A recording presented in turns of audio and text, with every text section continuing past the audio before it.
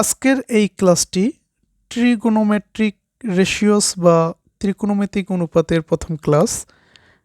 আর ত্রিকোণমিতিক অনুপাত জানার পূর্বে যেটা জানা খুবই প্রয়োজন সেটি হলো কোণ কত প্রকার কি কি এবং কোণ পরিমাপের একক সমূহ কি কি। তো আজকে আমরা প্রথমে জেনে নেই কোণ কত প্রকার ও কি কি। কোণ ইংরেজিতে অ্যাঙ্গেল। কোণ মূলত দুই প্রকার, একটি হলো জ্যামিতিক কোণ বা জিওমেট্রিক অ্যাঙ্গেল, আরেকটি হলো ত্রিকোণমিতিক কোণ বা ট্রিগোনোমেট্রিক অ্যাঙ্গেল। তো প্রথমে আমরা জেনে নেই জ্যামিতিক কোণ কাকে বলে বা কিভাবে উৎপন্ন হয়। দুটি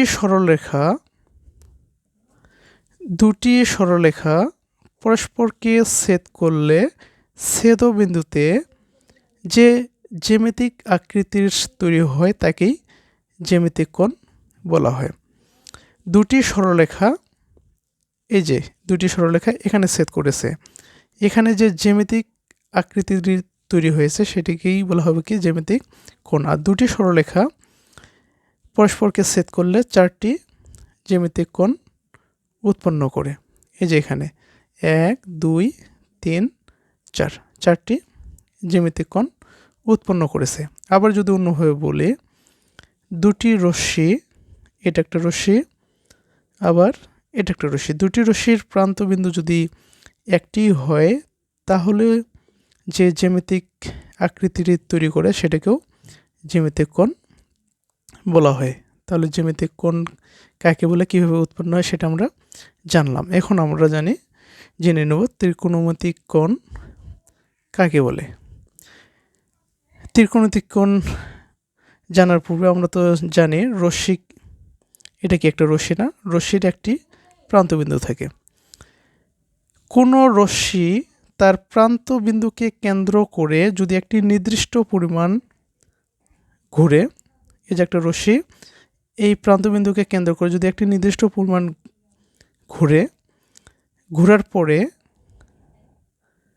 এই রশ্মিটি তার আদি অবস্থানের সাথে যে পরিমাণ কোণ উৎপন্ন করে বা যে কোণ উৎপন্ন করে তাকে ত্রিকোণমিতিক কোণ বলা হয়। যেহেতু এই যে রশ্মিটি ঘুরেই কি ত্রিকোণমিতিক কোণ উৎপন্ন হয়, সেহেতু এই রশ্মিটিকে বলা হয় ঘূর্ণায়মান রশ্মি। এই রশ্মিটিকে কি বলা হয়? ঘূর্ণায়মান রশ্মি। এখন এই ঘূর্ণায়মান রশ্মিটি যদি ঘড়ির কাঁটার, এটা কি ঘড়ি তাই না? ঘড়ির কাঁটাগুলো কোন দিকে ঘুরে? এদিকে ঘুরে তাই না? এই ঘূর্ণায়মান রশ্মিটি যদি ঘড়ির কাঁটার বিপরীত দিকে, এটা কি বিপরীত, ঘড়ির কাঁটার বিপরীত দিকে ঘুরে যে ত্রিকোণমিতিক কোণ উৎপন্ন করে সেই ত্রিকোণমিতিক কোণের মান হয় পজিটিভ। আর যদি এই ঘূর্ণায়মান রশ্মিটি ঘড়ির কাঁটার দিকে ঘুরে যে ত্রিকোণমিতিক কোণ উৎপন্ন করে সেই ত্রিকোণমিতিক কোণের মান হয় কই নেগেটিভ। তার মানে এখান থেকে আমরা কি বলতে পারি, এই ত্রিকোণমিতিক কোণ পজিটিভ এবং নেগেটিভ দুটি হতে পারে। যদি ঘড়ির কাঁটার বিপরীত দিকে ঘুরে তাহলে যে কোণটি উৎপন্ন করে সেই কোণটির মান হবে পজিটিভ, আর যদি ঘড়ির কাঁটার দিকে ঘুরে যে ত্রিকোণমিতিক কোণটি উৎপন্ন করে সেই ত্রিকোণমিতিক কোণের মান হবে নেগেটিভ। কিন্তু জ্যামিতিক কোণের মান সবসময় পজিটিভই হয়। এখন জ্যামিতিক কোণ এর পরিমাণ কতটুকু হতে পারে বা জ্যামিতিক কোণের মান কত পর্যন্ত হতে পারে? জ্যামিতিক কোণের মান 0 থেকে 360 ডিগ্রি পর্যন্ত হতে পারে। 0 সমান বা 0 থেকে বড়, 360 এর সমান বা 360 এর থেকে ছোট হতে পারে। কিন্তু ত্রিকোণমিতিক কোণের মান যে কোনো পরিমাণে হতে পারে। কীরকম সেটা? এটাকে আমরা ধরলাম ঘূর্ণায়মান রশ্মি, এটা হচ্ছে কি এই রশ্মির প্রান্তবিন্দু। এখন এই রশ্মিটি যদি এই ঘড়ি কাঁটার বিপরীত দিকে ঘুরে একবার সম্পূর্ণ আবর্তন করে, হ্যাঁ সম্পূর্ণ আবর্তন করে কি, তাহলে কি একটা সার্কেল তৈরি হলো, তাই না? আমরা কি জানি সার্কেল এর কোণ হচ্ছে কি, বৃত্তীয় কোণ হচ্ছে কি 360 ডিগ্রি। তার মানে কি এই যে রশ্মিটি, ঘূর্ণায়মান রশ্মিটি যদি একবার সম্পূর্ণ আবর্তন করে তাহলে কত ডিগ্রি কোণ উৎপন্ন করে? 360 ডিগ্রি কোণ উৎপন্ন করে। যদি সেটা ঘড়ি কাঁটার বিপরীত দিকে ঘুরে তাহলে 360, আর যদি ঘড়ি কাঁটার দিকে তাহলে কি -360 হবে। এই ঘূর্ণায়মান রশ্মিটি যদি দুইবার ঘুরে, ঠিক আছে, যদি দুইবার ঘুরে তাহলে হবে কি 2 × 360 ডিগ্রি কোণ তৈরি করবে। যদি 3বার সম্পূর্ণ আবর্তন করে তাহলে 3 × 360 ডিগ্রি বার 60 ডিগ্রি কোণ উৎপন্ন করে। যদি nতমবার সম্পূর্ণ আবর্তন করে তাহলে এই ঘূর্ণায়মান রশ্মি দ্বারা যে ত্রিকোণমিতিক কোণটা উৎপন্ন হবে তার মান হবে n × 360 ডিগ্রি। এটা কখন উৎপন্ন হবে? যখন ঘড়ির কাঁটার বিপরীত দিকে ঘুরবে।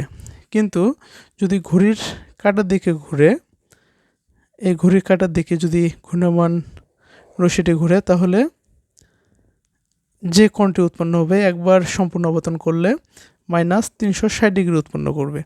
যদি দুবার ঘুরে তাহলে 2 × -360 ডিগ্রি কোণ উৎপন্ন করে।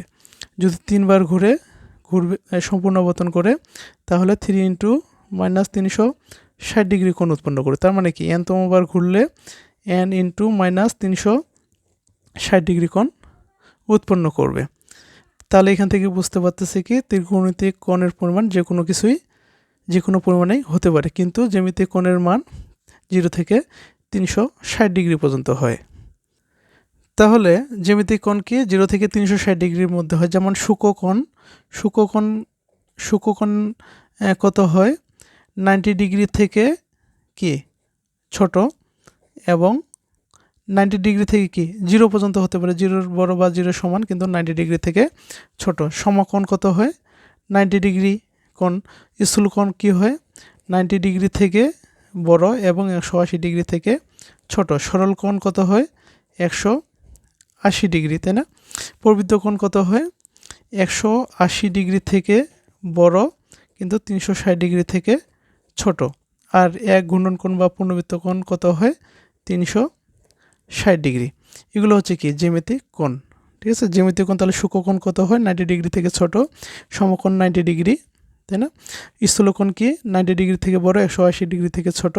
সরল কোণ কত হয়? 180 ডিগ্রি। প্রবৃদ্ধ কোণ 180 ডিগ্রি থেকে বড়, 360 থেকে ছোট। এক ঘূর্ণন কোণ বা পূর্ণবৃত্ত কোণ 360 ডিগ্রি। ধন্যবাদ সবাইকে। আমার এই ভিডিওগুলো যদি আপনাদের ভালো লেগে থাকে অবশ্যই ইউটিউব থেকে বিবি ম্যাথ একাডেমি ইউটিউব চ্যানেলটি সাবস্ক্রাইব করে দিবেন এবং ফেসবুকে বিবি ম্যাথ একাডেমি পেজটি ফলো করে রাখবেন, লাইক কমেন্ট শেয়ার করবেন। আর দ্বিতীয় ক্লাসে আমরা দেখব